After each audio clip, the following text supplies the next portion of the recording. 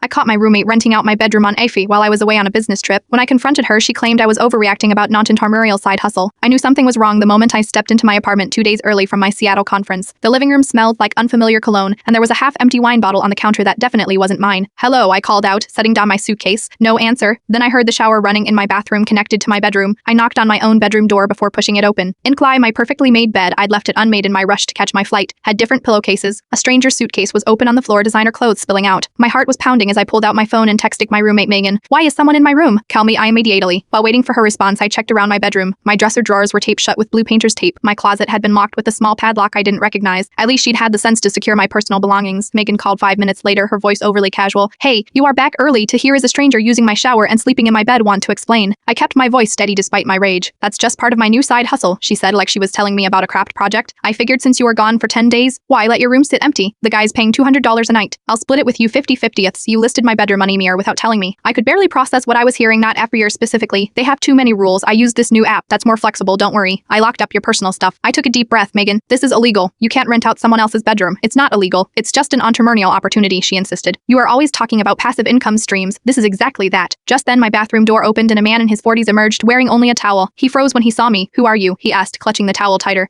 "I'm the actual owner of this bedroom," I replied, "and you are leaving." To his credit, the guy seemed genuinely shocked. "I paid for 3 more nights. The listing said the owner was traveling for work until next week." "The person you paid is my roommate, not the owner," I explained. "She had no right to rent this room after the man got dressed and left," with Megan on the phone promising him a refund. I found Megan's listing online with professional-looking photos of my bedroom, bathroom, and even my home office space, complete with my degrees visible on the wall, which she hadn't bothered to remove or blur. The listing title: Luxurious Master Cantana, high-rise pant private bath office space, and eclicing views. She'd booked 6 different guests over my 10-day trip at $200 per night. When Megan finally came home, I was waiting with print of her listing printouts of our lease, which explicitly prohibited subletting, and the contact information for our building management. "You can't prove I did anything wrong," she said, dropping her designer purse on the counter. "It's all cash transactions. Actually, I have evidence from your own account," I replied calmly, "and I've already spoken to our landlord." Her face paled. "You didn't." "I did. He's given you 48 hours to find new housing before he begins formal eviction proceedings." I slid a folder toward her. "Oh, and I've calculated what you owe me from your side hustle part, the full amount, not your proposed 50/50th split. It comes to $2,400. "You can't be serious," she scoffed. "We've been friends for 2 years. Friends don't exploit each other for profit," I replied. "And friends definitely don't let strangers sleep in each other's beds without permission." She moved out the next day, blocking me on all social media. She also Venmo'd me the full $2,400 with the memo line: "Never contacting you again." I used the money to change my locks, install a security system, and treat myself to a professional cleaning service to remove any trace of my unwanted guests. Sometimes the best response to someone violating your boundaries isn't a screaming match. It's calmly showing them exactly how thoroughly they've screwed up their own life.